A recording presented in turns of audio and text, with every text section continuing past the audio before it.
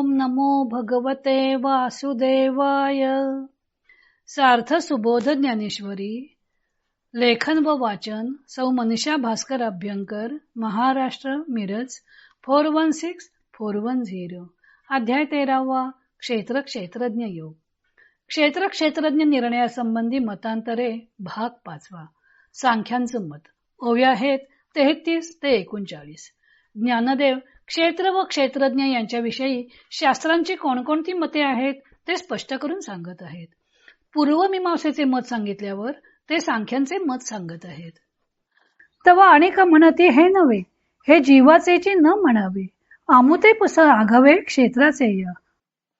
येथून प्रकृतीवाद्यांच्या मतांचा अनुवाद करतात. त्यावर आणखी कित्येक प्रकृतीवादी म्हणतात की तुम्ही म्हणजे जीववादी म्हणता ते बरोबर नाही. हे क्षेत्र जीवाचे असे तुम्ही म्हणू नका, तर या शेताविषयी तुम्ही सर्व आम्हाला विचारा. अहो, जीव येथ उखिता, वस्ती करू वाटे जाता, आणि प्राणू हा बलवता म्हणून जागे. अहो, जीव हा येथे वाटेने जाता जाता वस्ती करणारा वाटसरू आहे, आणि प्राण हा क्षेत्राचा बलुतेदार असल्यामुळं रात्रंदिवस जागतो, म्हणजे क्षेत्राचे संरक्षण करतो. अनादी हे प्रकृती, सांख्य जिये गाती, क्षेत्र हे वृत्ती तियेची जाण. अनादीची प्रकृती जिचे सांख्यशास्त्र वर्णन करते, तिचे हे क्षेत्र वतन आहे असे समज. आणि इयतेची आघवा, आधी घर मेळावा, म्हणून तो वाहिवा घरी वाहे. आणि हिच्याजवळ शेतकी चालविण्याचा सर्व बारदाना घरचा आहे, म्हणून शेत बटाईने न देता ही शेत घरीच वाहते. वाह्याची ये रहाटी, जे का मुद्दल तिघे इये सृष्टी, ते इयेच्याची पोटी जहाले गुण. या जगात हे क्षेत्र वाहण्याचे कामे मुख्य खटपट करणारे जे 3 गुण म्हणजे सत्व, रज, तम, ते हिच्याच पोटी उत्पन्न झालेले आहेत.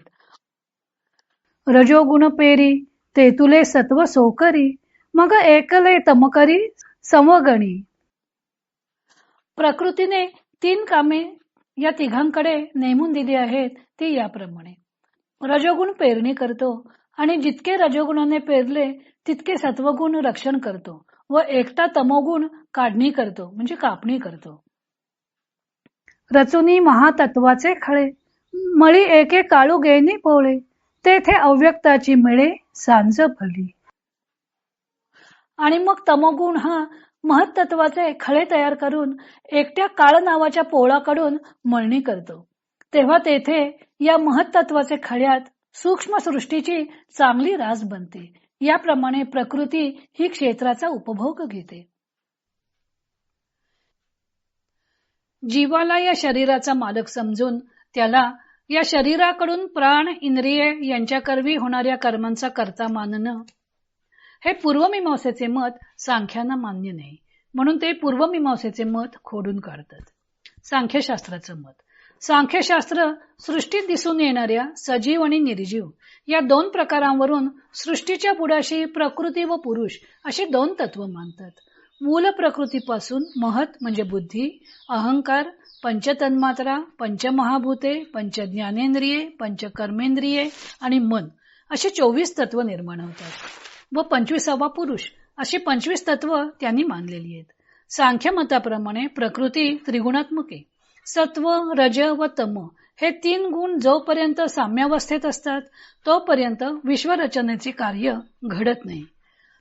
या त्रिगुणांची साम्यावस्था बिघडली की विश्वरचनेचं कार्य सुरू होतं. त्रिगुण साम्यावस्थेत असेपर्यंत प्रकृती अव्यक्त दशेत असते. साम्यावस्था बिघडली की ती व्यक्त दशेला येते. मग तिच्यातून प्रथम महत म्हणजे बुद्धी उत्पन्न होते, त्यातून अहंकार, त्याच्यातून पंचतन्मात्रा म्हणजे पंचमहाभूतांची सूक्ष्म तत्व, मग पंचमहाभूत, त्यातून अहंकार, त्यातून पंचतन्मात्रा म्हणजे अपंचीकृत पंचमहाभूत, त्यातून पंचमहाभूत म्हणजे पंचीकृत पंचमहाभूत, पंचज्ञानेंद्रिये, पंचकर्मेंद्रिये आणि मन अशा 11 इंद्रियांचा समुदाय अशी 24 तत्व तयार होतात. प्रकृतीला पाहणारा पुरुष हा प्रकृतीहून वेगळा आहे. प्रकृती अचेतन आहे तर पुरुष चेतन आहे, पण अकर्ता आहे. तो स्वतः काही करू शकत नाही. त्रिगुणात्मक प्रकृती निर्गुण पुरुषाला भोग देण्यासाठी गुणांचा पसारा मांडते व मोक्ष देण्यासाठी त्याला विवेक ज्ञान देते, असं सांख्यशास्त्र म्हणतं. पुरुष हा वस्तुतः निस्संग आहे. प्रकृतीपासून निर्माण होणाऱ्या आध्यात्मिक, आधिभौतिक आणि आधिदैविक दुःखांशी त्याचा वास्तविक काही संबंध नाही. परंतु जोपर्यंत प्रकृती निराळी व पुरुष निराळा असं विवेकज्ञान त्याला होत नाही, तोपर्यंत पुरुषाचा दुःखाशी असलेला भ्रामक संबंध संपत नाही. पण विवेकज्ञान होतच दुःख निवृत्ती होते आणि हेच सांख्यांचं कैवल्य आहे. यालाच क्षराक्षर विचार अथवा क्षेत्र क्षेत्रज्ञ विचार असं म्हणतात. सांख्यांचा आणखी एक सिद्धांत म्हणजे प्रकृतीपासून सर्व सृष्टी निर्माण झालेली आहे. परमेश्वरापासून किंवा परब्रह्मापासून निर्माण झालेली नाही.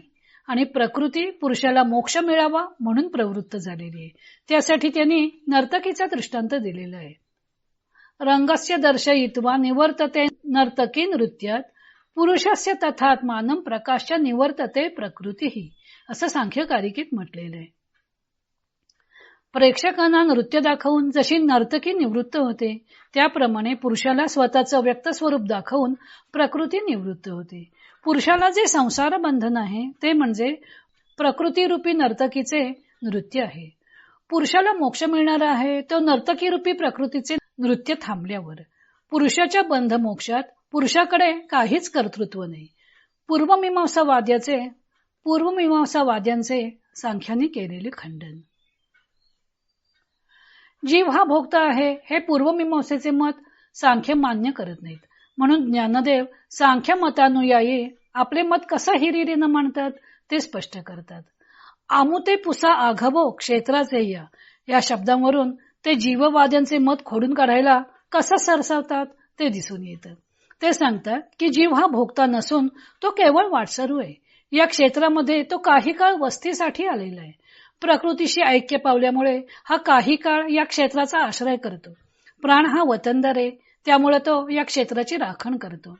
विवेकज्ञान उत्पन्न झाले की त्याचा या क्षेत्राशी असलेला संबंध सुटतो. सांख्य मताप्रमाणे प्रकृती अनादी व अव्यक्त आहे. अर्थातच ती आपल्या मूळ स्वरूपात इंद्रिय गोचर होऊ शकत नाही. कार्यरूपानेच ती गोचर होते. क्षेत्ररूपाने प्रकट झाल्यावर पंच ज्ञानेंद्रियांनी तिचं आकलन होतं. प्रकृतीपासून उत्पन्न होणारे पदार्थ आकाश, बुद्धी, मन इत्यादी सूक्ष्म स्वरूपाचेही असतात किंवा पर्वत, झाडे वगैरे स्थूल स्वरूपाचेही असतात. ही स्वतःच सर्व उत्पन्न करते. म्हणून ज्ञानदेव म्हणतात की शेती चालवण्याचा सगळा बारदाना घरचाच आहे. त्यामुळे ती हे शेत कसायला कुळाकडे देत नाही. प्राण, मन, इंद्रिय यांचे उत्पत्तीचे व व्यापाराचे कर्तृत्व प्रकृतीकडे आहे. पुरुषाकडे म्हणजे आत्म्याकडे नाही, असा सांख्य सिद्धांत आहे. प्रकृती क्षेत्र कसे उत्पन्न करते तर या कामी त्रिगुण जे प्रकृतीच्या पोटी उत्पन्न झालेले आहेत ते तिला या कामी मदत करतात. मूल प्रकृतीत त्रिगुणांची साम्यावस्था असते. साम्यावस्था असेपर्यंत प्रकृती काहीही निर्माण करू शकत नाही. सत्व, रज आणि तम हे त्रिगुण सतत एकमेकांवर कुरघोडी करण्याचा प्रयत्न करत असतात. मग साम्यावस्था बिघडली की सृष्टीत्पत्ती व्हायला लागते. म्हणून ज्ञानदेव म्हणतात की क्षेत्र निर्माण करण्याच्या कामी प्रकृतीच्या स्फोटी उत्पन्न झालेले त्रिगुण हे मुख्य आहेत. जगात निर्माण झालेल्या पदार्थात हे त्रिगुण कमी अधिक प्रमाणात असतातच. ज्ञानदेव सांगतात की उत्पत्ती, स्थिती व लय ही तीन कामे प्रकृतीने या तिघांना वाटून दिलेली आहेत. रजोगुण पेरणी करतो म्हणजे उत्पत्ती करतो. रजोगुण जे जे पेरतो त्याचे सत्वगुण रक्षण करतो आणि एकटा तमोगुण या शेताची कापणी करतो. धान्य कापून घरात आणलं की ते खळ्यात एकत्र करून त्याची पोळाकडून मळणी केली जाते. ज्ञानदेवांच्या काळी शेत नांगरण्यासाठी, धान्य काढून घेण्यासाठी बैलांचाच उपयोग केला जात असे. म्हणून ते पोळाकडून मळणी केली जाते असं म्हणतात. आता या क्षेत्ररूपी शेताची मळणी कोण करतो तर काळ नावाच्या पोळाकडून मळणी केली जाते. मळणी झाल्यावर धान्य व भूस वेगळी केली जाते. तसं बुद्धीच्या सहाय्यानं बरं, वाईट, पुण्य, पाप अशी कर्मांची विभागणी केली जाते आणि सुखदुःख रूपी फळ प्रकृती पुरुषाला प्राप्त करून देते. सांख्य मताप्रमाणे पुरुष चेतन व असंग आहे. तो काहीही करत नाही. त्याचे सान्निध्य प्राप्त झाले की प्रकृतीची साम्यावस्था बिघडते आणि ती सृष्टीत्पत्ती करू लागते. वेदांत मताप्रमाणे सांख्य सुद्धा पुरुषाला चेतन व असंग मानतात. परंतु सांख्यांनी अविवेक असे पर्यंत पुरुषाचा दुःखाशी संबंध मानलेला आहे आणि विवेकानंतर त्याचा सुखाशी संबंध मानलेला आहे. सुखाशी जरी संबंध आला तरी त्याच्या असंगत्वाला बाधा येणारच, म्हणून वेदांताला सांख्यांचं हे मत मान्य नाही. पुढे ज्ञानदेवांनी योगदर्शन सांख्यांच्या मताचं कसं खंडन करते ते सांगितलेलं आहे. तो भाग आपण उद्या पाहू.